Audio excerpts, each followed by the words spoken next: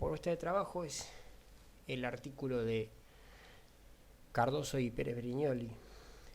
Este artículo se desprende en realidad de otro artículo también de Cardoso que ya trabajamos, por lo tanto hay cosas que se repasan y se retoman. Ya fueron trabajadas digamos, con mayor extensión en otro video.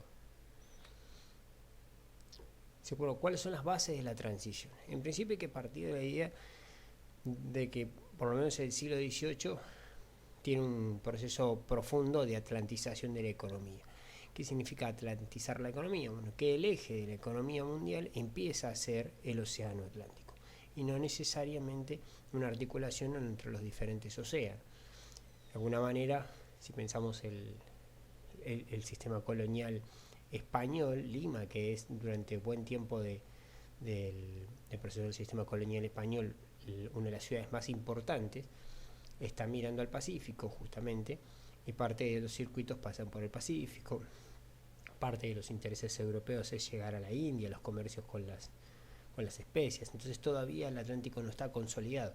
Sin embargo, el siglo XVIII y con mucha más fuerza el siglo XIX se convertirá en una economía atlántica, donde todo el sistema económico o buena parte del sistema económico de ese bloque de la historia está mirando hacia el Atlántico.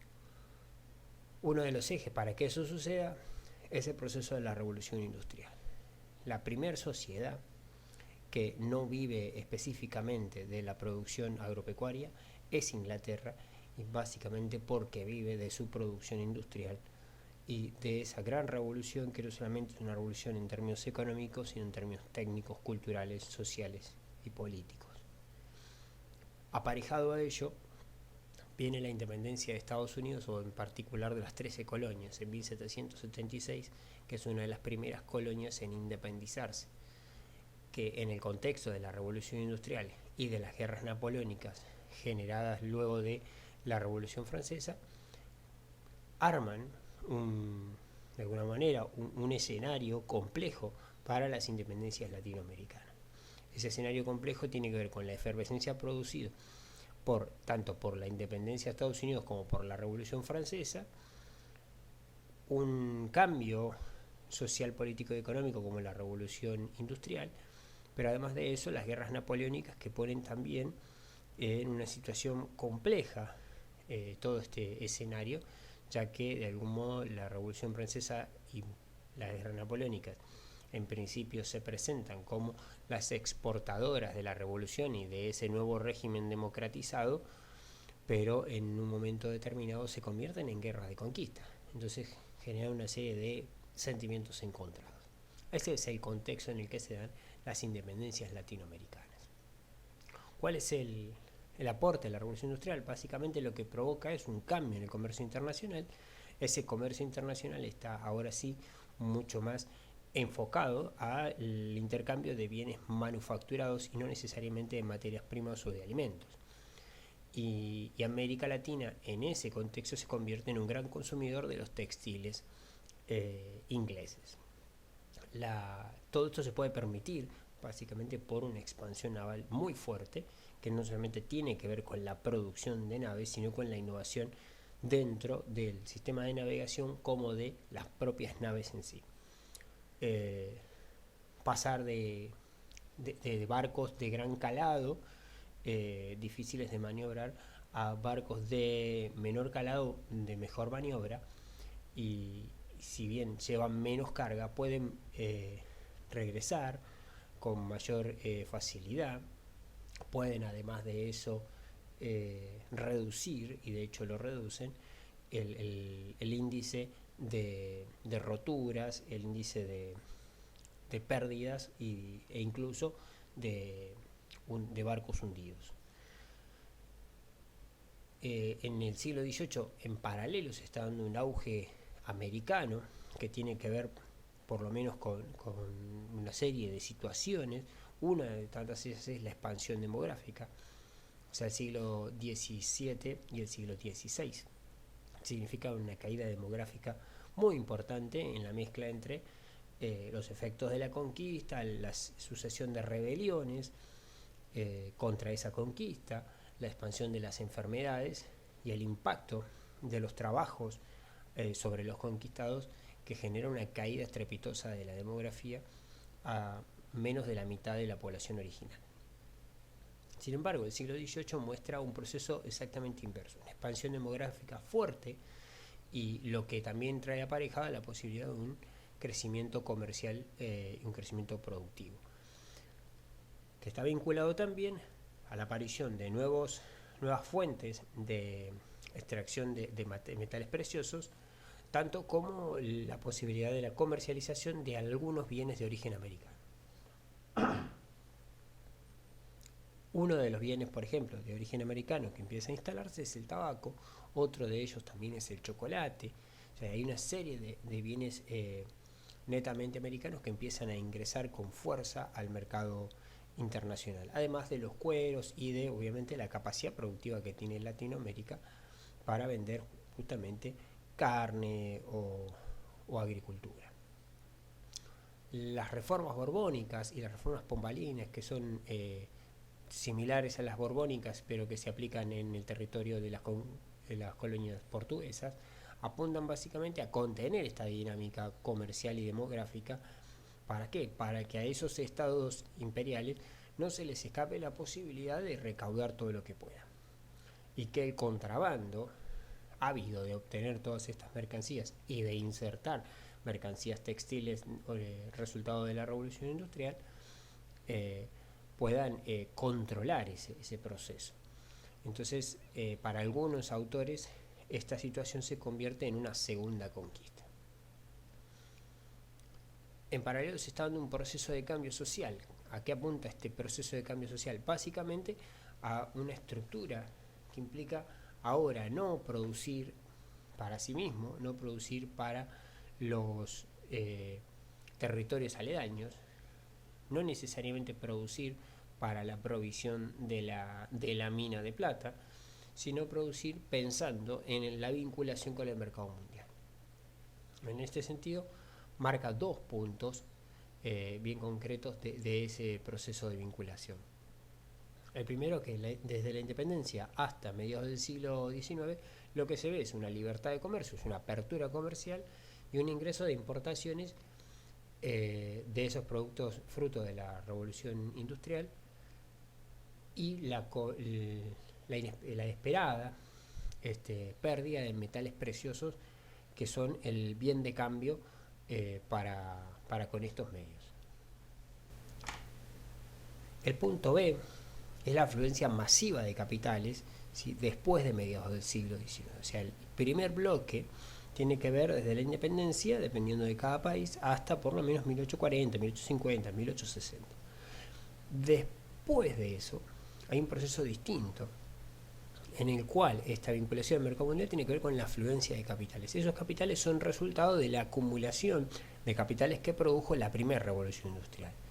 A mediados del siglo XIX tenemos un proceso de segunda revolución industrial vinculada a los transportes en particular y a las nuevas tecnologías, y esa gran acumulación de capital se vuelca en América Latina en formato de préstamos o de inversiones en infraestructura. Pero además de eso, se pasa de un modelo de venta de productos textiles a un modelo de compra de bienes primarios. Lo más importante en este segundo bloque, con la vinculación con el mercado mundial, es que el mercado mundial va a buscar bienes primarios baratos, en particular alimentos, y en segundo, materias primas asociadas a esos bienes manufacturados que se van a producir, que van a generar una demanda muy fuerte y que van a producir de alguna manera este camino de transición hacia el capitalismo. Todo este proceso no se podía dar de cualquier manera, sino que requería ciertas condiciones sociales para que esa vinculación al mercado mundial se llevara a cabo.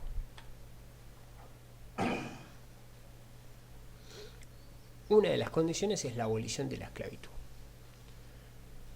La disolución del sistema esclavista se tiene varias opciones de por qué podría suceder. Uno es las limitaciones de la continuidad de la trata. Era insostenible, era operativamente muy complejo seguir ingresando a África, seguir cazando personas en África, trasladarlas con la cantidad de pérdidas por el hacinamiento, por las enfermedades en el viaje, por los motines durante el viaje, llegar al puerto de destino. En puerto de destino, si estas personas esclavizadas estaban enfermas, había que sacrificarlas, después habría que lograr conseguir un precio suficientemente rentable que pudiera no solamente obtener el costo, sino eso, sopesar las pérdidas de aquellos que hubiesen muerto, que hubiesen tenido que sacrificarse. Por lo tanto, habría que obtener 200 esclavos para vender 100, y esos 100 tenían que valer por los 200 que había obtenido. Ese sistema de trata llega a un momento donde se hace muy complejo de sostener, y en esa complejidad de sostenerlo hay una tendencia a la desaparición de esta institución. De la misma manera, hay coyunturas económicas que permiten la continuidad sin modificar la estructura. O sea, ¿qué quiere decir? Justamente, la trata empieza a desaparecer, o sea, el comercio de esclavos empieza a desaparecer, lo que no quiere decir que la esclavitud desaparezca. Por lo tanto, hay ciertas condiciones que permiten que la esclavitud siga funcionando, pero sin poder acceder al mercado internacional negrero. Esto lo habíamos comentado en el otro artículo, y está vinculado a la posibilidad de comprar internamente a un territorio a aquellas zonas que son menos rentables. Entonces, quizá en algunos lugares los esclavos se utilizaban para servicio doméstico, no para actividades productivas de alta rentabilidad o de mayor vinculación con el mercado mundial. Entonces, por ejemplo, los ingenios azucareros terminan comprando esclavos que antes eran sirvientes en una casa. Esa circulación interna de esclavos dentro de los territorios, ya sea de Cuba, ya sea de Brasil, permite durante un tiempo cierta continuidad, sin modificar el sistema esclavista. Pero obviamente tiene de algún modo un limitante, porque el ciclo de ese mercado interno de esclavos tiende a decaer, porque los esclavos no están pensados en términos de reproducirlos, y no hay fuentes de donde encontrar nuevos esclavos. El tercer limitante que provoca la disolución del sistema esclavista es la competencia con la mano de obra asalariada. Si aparece dentro de estas sociedades con sistemas esclavistas un sector pujante donde la mano de obra asalariada sea mayoritaria, donde la producción de ese bien sea competitivo y sea más rentable, tiende a limitar la existencia o la persistencia en el tiempo del sistema esclavista. Entonces, Cardoso y Pérez Brignoli establecen por lo menos 3 modos de abolición. Hay un primer modo de abolición que tiene que ver con el modelo de Haití. Haití declara su independencia, ya lo hemos explicado en el otro artículo. Acá es donde el autor recupera cosas que ya trabajó, y en un proceso de revolución social los propios afrodescendientes abolen el sistema esclavista. Aquí se produce un corte, pero es una excepción no solamente a todos estos modelos, sino que Haití es la única rebelión de esclavos exitosa en la historia de la humanidad.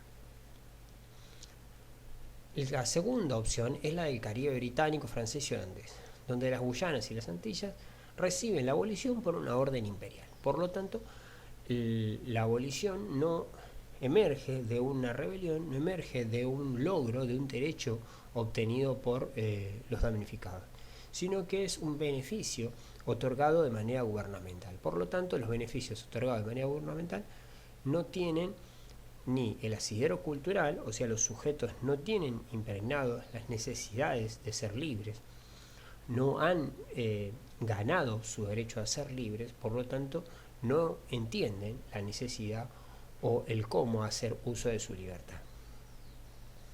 En un tercer punto tenemos el caso de Cuba y de Brasil, donde el proceso es lento y combina una serie de presiones británicas con una pérdida gradual de la importancia y la viabilidad de la economía esclavista.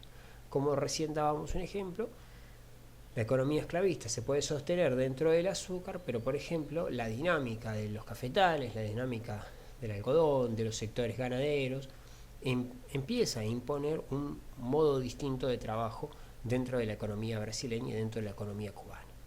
De esa manera empieza a socavar al sistema esclavista. Un tercer punto es el mercado de la mano de obra luego de la abolición.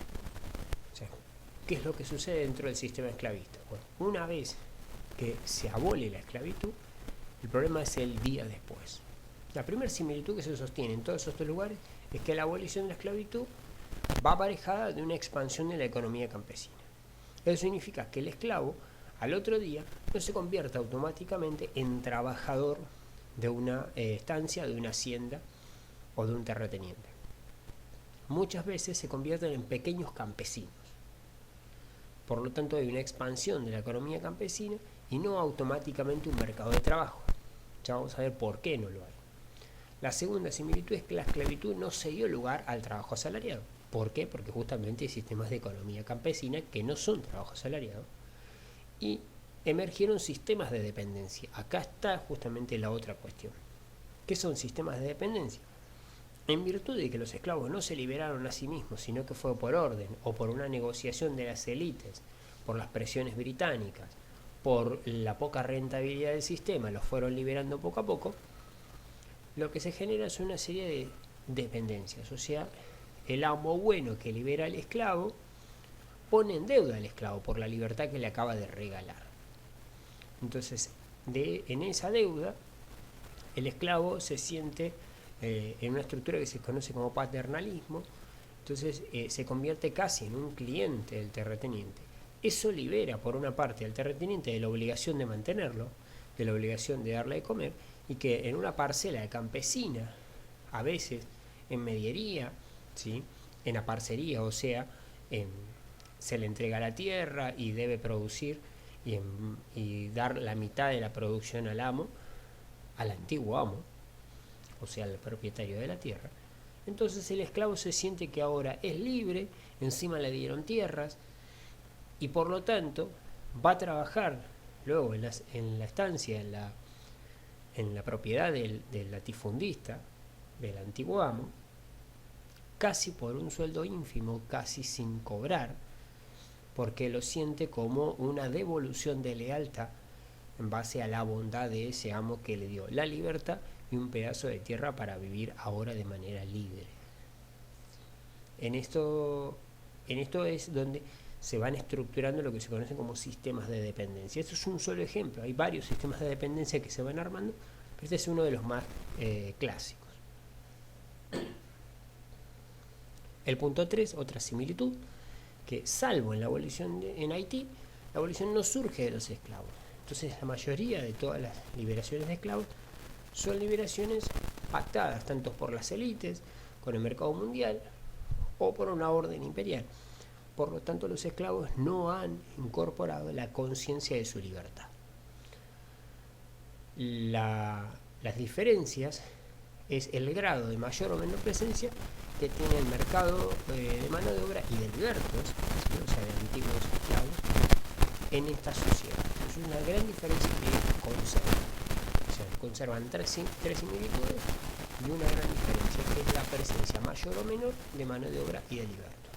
En algunos lugares hay mayor presencia de mano de obra y en algunos lugares es mucho menor la presencia de la mano de obra en el mercado y hay más cantidad de libertos, o sea, vinculados a estos sistemas de dependencia. ¿Cuál es el significado económico de las reformas liberales? El primer bloque de transición al capitalismo está organizado en base a aquellos lugares donde había una mayor presencia de esclavos. Hay otro bloque muy importante que está vinculado a aquellos lugares donde se produjeron una serie de reformas liberales. Estas reformas liberales están asociadas a lugares que tuvieron ciertas particularidades en común. Por ejemplo, donde hubo producción minera, con esclavos o indígenas, pero donde es todavía bastante importante, y aún es más importante, la posesión de tierras en lo que se conoce como corporaciones que en aquellos lugares donde hubo esclavos. O sea, allá donde hubo esclavos, las corporaciones, o sea, ya sea los indígenas, ya sea los municipios, ya sea los cabildos, ya sean las órdenes religiosas, tenían menos importancia y tenían menos tierras en particular. Entonces, en aquellos lugares donde se dan las reformas liberales, lo que se produce es una desamortización de las tierras. O sea, es las tierras de las órdenes religiosas, ¿sí? de los jesuitas, las órdenes, como podrían ser los benedictinos, los beldemitas, hay un montón de órdenes que poseen tierras, ¿sí? Para el sustento del propio convento, para el sustento de las obras eclesiásticas. A veces son donaciones de particulares para sostener una capellanía, para que se le rece a un antiguo difunto. Después están las corporaciones que se conocen como comunidades indígenas, o sea, son las antiguas comunidades indígenas que lograron en las luchas del siglo XVI, XVII y XVIII la conservación de la ocupación y propiedad de las tierras. Esas comunidades campesinas, indígenas, en el proceso de reformas liberales van a ser las destinatarias de alguna manera del ataque a sus derechos comunales. Otra faceta más es las tierras comunales pertenecientes a los ejidos municipales. O sea, los cabildos tenían derecho sobre un área de tierra y le pertenecían esos territorios, e incluso tenían propiedad, por ejemplo, de algunos comercios o de algunas casas de alquiler. O sea, pulperías que eran del cabildo y hoteles, para explicarlo más o menos simple, que pertenecían al cabildo, que los podían poner en alquiler y que le generaban recursos municipales, y de esa manera podían mantener el alumbrado, la reparación de las calles, la reparación de la casa del cabildo, la reparación de la cárcel. Para eso justamente tenían estos terrenos ejidales. Entonces, las reformas liberales apuntan a un mercado de tierra, pero el mercado de tierra no se construye solamente con la entrega de las tierras al mercado, sino que también necesito, por medio de la amortización de estas tierras, hacer que los campesinos abandonen las tierras y constituyan un mercado de trabajo. Entonces, lo que sucede en muchas de estas reformas liberales es que se producen estas reformas sobre las tierras, pero eso no genera automáticamente un mercado de trabajo. ¿Por qué? Porque los campesinos, que de alguna manera son expulsados de sus tierras o que entran en el proceso de amortización, no dejan de formar parte de relaciones de dependencia o de peonajes por deudas de aquellos que ahora se harán dueños de estas tierras. No significa que yo expulso a los campesinos, a los indígenas, pero ellos son expulsados de la propiedad, no de la ocupación de la tierra. Se van a quedar en parte de la negociación de ese proceso político, se van a quedar dentro de la tierra a cambio, por ejemplo, de entregar la mitad de su producción como a parceros. O sea, es la misma lógica de los esclavos en su abolición del sistema de esclavitud. Entonces, y en otros casos, lo que se conoce como peonaje por deuda, que es aquel peón que ingresa a la estancia a trabajar y que se le empiezan a adelantar bienes o adelantar alimentos, que cuando llega el mes en realidad ha superado los ingresos que tiene en gastos, y por lo tanto, como ahora tiene una deuda, debe seguir quedándose el mes siguiente para tratar de pagar la deuda, pero como tiene una deuda precedente, al segundo mes no solamente debe lo del primer mes que está más o menos pagando, sino que ahora debe para el tercer mes y se sigue quedando. Es una especie de esclavitud donde hay casi una teatralización del sistema de pagos, o sea, de salarios. Entonces el mercado de tierras apunta a atraer a colonos europeos y a inversiones. En realidad termina un mercado de tierras cerrado sobre algunos sujetos que ya estaban dentro del mercado y que lo que hacen ahora es acaparar más cantidad de tierras. Algunos tipos de reforma liberal tienen que ver básicamente con el predominio de la propiedad privada a fines del siglo XIX, y lo remarca en dos grandes grupos. Uno donde las formas comunales son eliminadas o no representan importancia, o sea, donde en aquellos lugares donde esas reformas de algún modo arrasaron con el sistema indígena o lo preservaron en un lugar muy marginal donde realmente no representan una amenaza, por decirlo de alguna manera. Un segundo modelo de esto es donde las comunidades persisten, pero su persistencia está articulada al sector dinámico de la exportación. O sea, de alguna manera es como una modernización de las comunidades.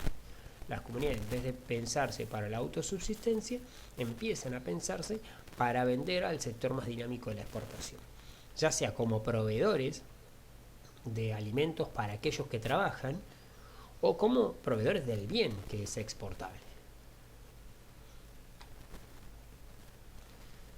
Antes de ingresar al punto siguiente, es bueno tomar este mapa que tienen Cardoso y Pérez Brignoli y que tiene que ver mucho con lo que Ruquier planteaba. Entonces vemos en las zonas más oscuras las principales zonas de colonización en época de la independencia. Y claramente, como decía Ruquier, están sobre los bordes del mapa, salvo el caso del litoral argentino, o sea, del norte de Buenos Aires, del este de Santa Fe, del oeste de Entre Ríos, de Corrientes, de una parte de Paraguay. El resto está vinculado a los bordes del territorio. Y si observamos con más detalle todavía, esto de la atlantización. La gran mayoría del espacio ocupado está sobre el lado izquierdo, sobre el lado oeste, o sea, sobre el lado del Pacífico, salvo el norte de Sudamérica, que tiene que ver con el embarcado de todo lo que sale de ese oeste, de ese Pacífico americano. O sea, todo lo que sale de Lima, de Ecuador, de Colombia o de Chile va a ser embarcado en el norte, es en Cartagena. El otro sector de mayor ocupación justamente es el sector brasileño. En colores intermedios o punteados tenemos el movimiento de la frontera de los siglos XIX y XX. Se nota cómo se internan al territorio estas poblaciones. O sea, es un ganar el territorio y hay una repoblación, pero esa repoblación es ganadera. Por eso es muy bueno recordar acá lo que Ruquier explicaba sobre la ocupación del espacio.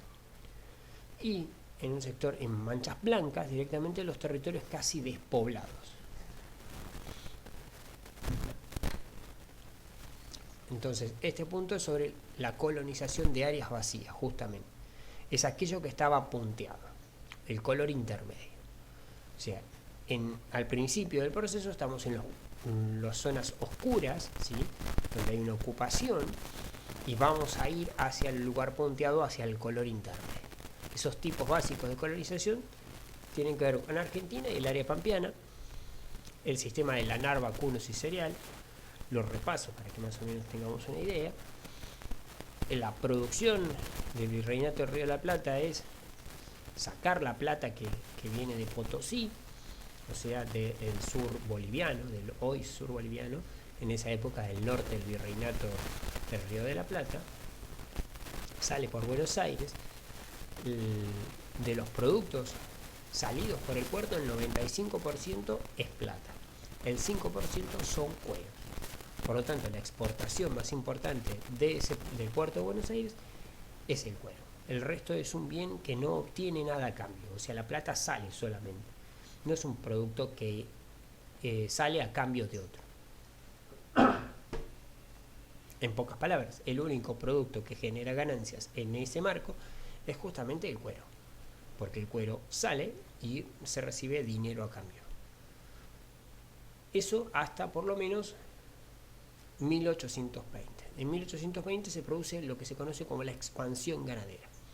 De 1820 a 1840 esa expansión ganadera está basada en principio en vacunos para el salado de carne y la exportación de sus cueros, o sea, dos productos, además de una serie de productos que también son vacunos pero que tienen menos importancia en la exportación. Un segundo producto que aparece, o sea, un segundo bien exportable, que no es el vacuno, es el lanar. Más lentamente, entre 1820 y 1840, aparecen algunos lanares con algunas exportaciones menores. De 1840 a por lo menos 1870, el lanar domina la exportación por el puerto de Buenos Aires. Eso quiere decir que no necesariamente es una exportación vinculada a Buenos Aires. O sea, es el sur de Santa Fe, es Córdoba, también hay en Entre Ríos.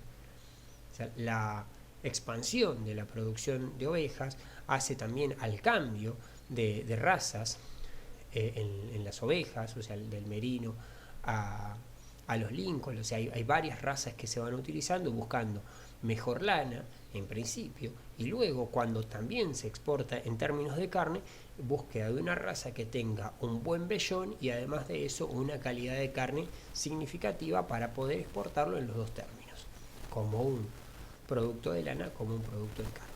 ¿Cuál es la característica de esta situación?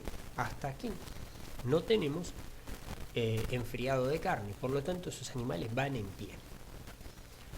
En 1890 se produce el primer viaje frigorífico desde Londres a Buenos Aires, o en realidad desde Buenos Aires a Londres. ¿Por qué el primer viaje frigorífico del mundo, ¿sí?, se produce desde Buenos Aires? Porque uno de los mayores exportadores en ese momento de carne es Buenos Aires, por lo menos para Gran Bretaña. El primer viaje es un fracaso porque la carne sale congelada, cuando en realidad logran después bajar la temperatura del frío y empezar a exportar carne enfriada y no congelada. O sea, lo que para nosotros es el freezer, pasamos a un sistema como las cámaras que tienen las carnicerías. De esa manera la carne todavía está blanda, ¿sí?, no está fría del todo, está congelada por completo y se puede utilizar como si fuera matada en el mismo día. Eso obliga de alguna manera a los productores argentinos a mejorar las razas de sus animales para poder entregar una carne de mayor calidad. Los límites, y acá justamente la colonización de áreas vacías, los límites impuestos por las comunidades indígenas en la Nor-Patagonia y la Patagonia completa generan de alguna manera un problema a esta expansión productiva. Porque la ocupación de la tierra en los territorios del sur de Córdoba, del sur de Santa Fe y de Buenos Aires es cada vez mayor, y es interesante porque muchas veces la interpretación es, se llega al límite de la ocupación de la tierra, eso obliga a el avance sobre el territorio indígena. Eso es verdad a medias. Incorporemos un detalle más, que es justamente que una de las cuestiones a las cuales se resisten estos sectores de lo que llamamos comúnmente como la oligarquía o las élites de esta época, es el aumento del valor de la tierra. Por lo tanto, si yo sigo insistiendo en la producción de la tierra, se va a generar un mercado de tierras genuino, y ese mercado de tierras genuinos va a hacer que, al no haber más oferta de tierras, el precio de la tierra suba. Y una de las cosas que no están dispuestos a hacer estas élites u oligarquías es a pagar tierra cara. Están acostumbrados a una tierra barata. Entonces buscan costos muy bajos y, segundo, no buscan, ¿sí?, una producción intensiva, o sea, sobre un mismo espacio más cantidad de producción o mayor productividad, sino que lo que buscan abiertamente es una producción expansiva o extensiva. Y eso explica buena parte de la mal llamada conquista del desierto, la eliminación y en algunos casos esclavización de la población indígena del sur de lo que luego será el territorio argentino. En el caso de Uruguay es más tardío y está vinculado al resultado de la Guerra Grande y a la expansión ya de un invento muy importante que es el alambrado. Algo que no mencionamos en el punto anterior, pero que es válido decir. O sea, el invento del alambrado es tardío en el siglo XIX, por lo tanto la producción no se hace cercada, o sea, hay que buscar un modo en que los animales no se dispersen, se hacen por arreos. Entonces, la combinación del final de la Guerra Grande y de alguna manera una reorganización del territorio uruguayo, más la aparición del alambrado, tienen como resultado y corolario una expansión productiva uruguaya, con una lógica bastante rápida, dado que las poblaciones indígenas o estaban ya sumisas a los gobiernos, o sea, incorporadas a los gobiernos, o eliminadas por completo. Por lo tanto, la expansión se da sobre un territorio que no tiene resistencia, es un área vacía, concebida como área vacía. Similar se da en Brasil, en el caso de San Pablo y la Amazonía. Tengo una crisis del modelo esclavista y del café, pero en San Pablo se produce un resurgir de ese café. ¿Por qué? Porque se produce una agricultura extensiva con inmigración europea. que es desmontar la Amazonía, empezar a desmontar la Amazonía, meterse en territorios que, entre comillas, no son de nadie, y como no son de nadie, produjo una agricultura extensiva, que se extiende, no produce más por territorio, sino que produce más porque tiene más territorio. Si hoy produce 100 en 100 hectáreas y quiere producir 200, necesita 100 hectáreas más. No va a buscar fertilizantes, no va a buscar mejorar las especies de cafetos, no va a buscar un mejor trato de la planta, no, va a buscar plantar más plantas. O sea, el aumento de la producción se produce por un aumento de el territorio plantado. En el caso de Colombia es otro caso también parecido, donde Antioquia también produce una expansión cafetalera, pero esa expansión cafetalera se produce en pequeñas propiedades familiares, en vez de una conquista de territorios de manera más extensiva, sino por una intensificación del proceso de colonización interna. Es una ocupación de parcelas pequeñas de propiedades de algún grado intensivo, pero no por una tecnologización, sino por un volcar la responsabilidad de este proceso de expansión en las unidades familiares. Eso es lo que hace de alguna manera, y para cerrar este bloque, que el café brasileño es un café mucho más industrial que el colombiano. El colombiano es un café mucho más fino, más tradicional, porque está hecho más de la estructura de la pequeña propiedad familiar, lo que no quiere decir que no sean grandes millonarios, sino que está producido desde el control manual de esa producción. Es lo que, por ejemplo, diferencia fuertemente el vino argentino producido en pequeñas propiedades de finca y el vino, por ejemplo, californiano en grandes propiedades de manera mucho más industrial.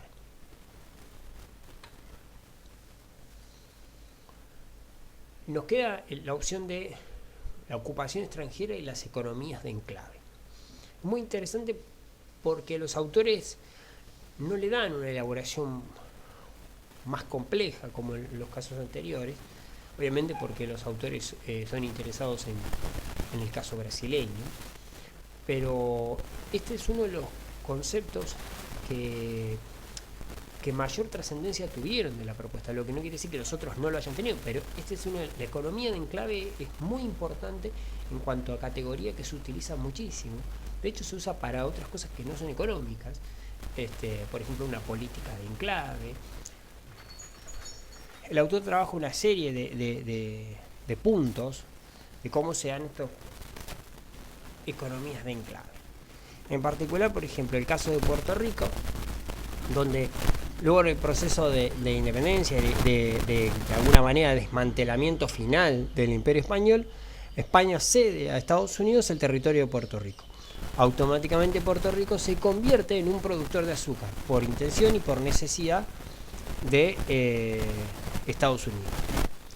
En cambio, el caso de República Dominicana, con algunas características similares en torno a esto, se puede ver fuertemente cómo luego de la revolución de Haití se generan una serie de conflictos que acaba con República Dominicana anexada como colonia a España, pero luego, ¿sí?, también en un proceso de intento de acercarse a Estados Unidos.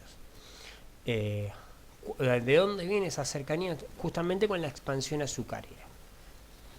Si repasamos la situación, nos vamos a encontrar que la expansión de las áreas vacías tiene que ver con la expansión de producción de carnes. Cuando vemos la abolición de la esclavitud está vinculada al café. También en áreas vacías está el café. Acá está el azúcar como nudo. O sea, bienes exportables para el mercado mundial, ¿sí?, para los consumos de los trabajadores de esas fábricas de la segunda revolución industrial.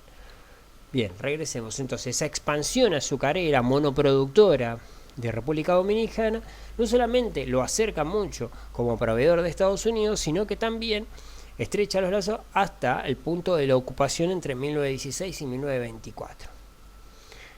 Pero esa ocupación se extiende rápidamente también a Haití y a Nicaragua en la misma época.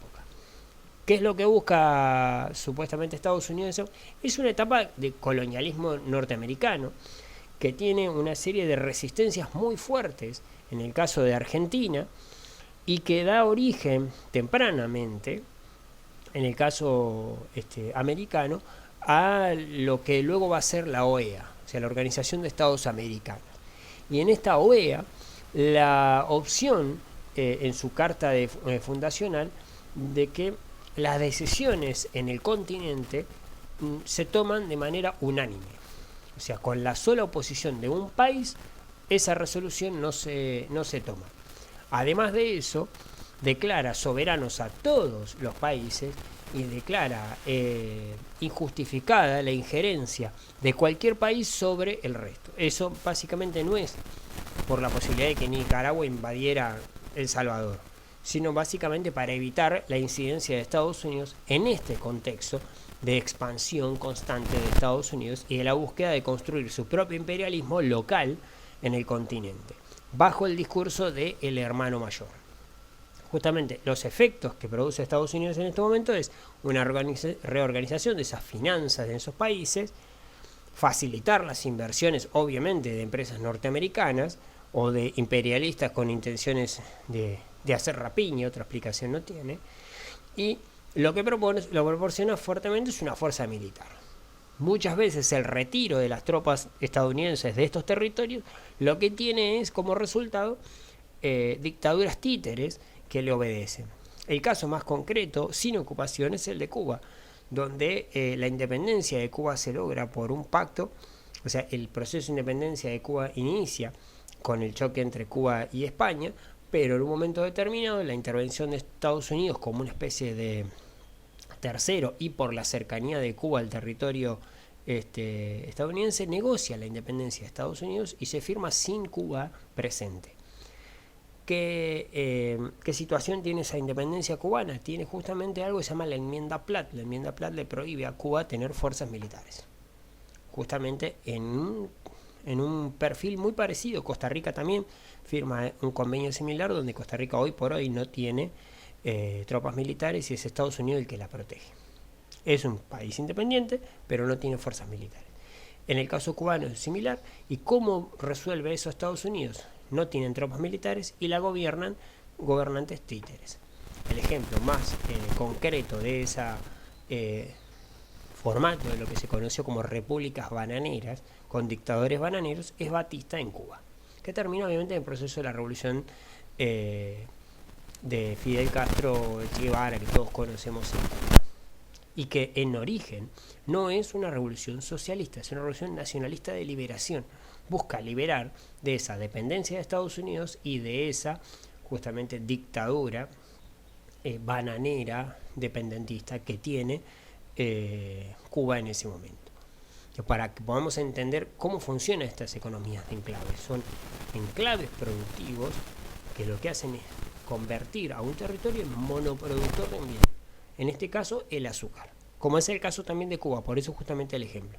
O sea, Puerto Rico, República Dominicana, Nicaragua, Haití, todos vinculados a la producción de azúcar. En el caso de Nicaragua y de Honduras, también se produce, ¿sí?, y de algunas economías más, en el caso de Costa Rica también, la importancia de la United Fruit, que tiene que ver con la expansión de la banana, que es un bien que a principios del siglo XX se masifica y se convierte incluso como fuera hoy la soja. O sea, cura cualquier cosa, es lo mejor que puede haber para lo nutritivo para los chicos y ese tipo de publicidades vinculadas a la expansión de la banana. Es tanta la ganancia que genera que justamente termina construyendo lo que se conoce como repúblicas bananeras. O sea, repúblicas que son controladas por Estados Unidos y en particular ni siquiera por Estados Unidos, sino por esta empresa que es la que se conoce como Frutas Unidas o la productora de Frutas Unidas. El último caso que nos queda es el de Honduras, que es casi un contracaso, donde nos encontramos con una economía desarticulada en el sentido que no tiene un eje, que no tiene una conducción, que no tiene un producto mayor. Tampoco es una economía diversificada, o sea que tiene muchas proyecciones económicas, sino que justamente tiene pequeños intentos económicos, pero desconectados entre sí. O sea, muchas actividades y todas de poca importancia. Nos referimos a que quizá produce plata, que produce oro, que produce tabaco, que produce tintes, pero todo de manera diminuta y todo de manera desarticulada con respecto al otro. Entonces, a fines del siglo XIX hay un profundo intento de reforma liberal, pero la clase dirigente no tiene la intención o la capacidad de poner en práctica estos proyectos o de apoyarlos en términos de clase dirigente por fuera del Estado. ¿Cuál es el problema? El problema es el poder individual que tienen estas actividades aisladas. Nos referimos que los productores de oro quizás son muy importantes, como productores de oro tienen un poder político suficiente, los productores de plata también, y por lo tanto cuando yo quiera establecer una reforma liberal vinculada a la actividad minera, cada uno resiste por su parte y no como cuerpo y no como clase dirigente. Entonces todos tienen suficiente poder local para no dejar hacer al otro. La pregunta más importante es si todos estos procesos constituyen procesos de acumulación primitiva de capital.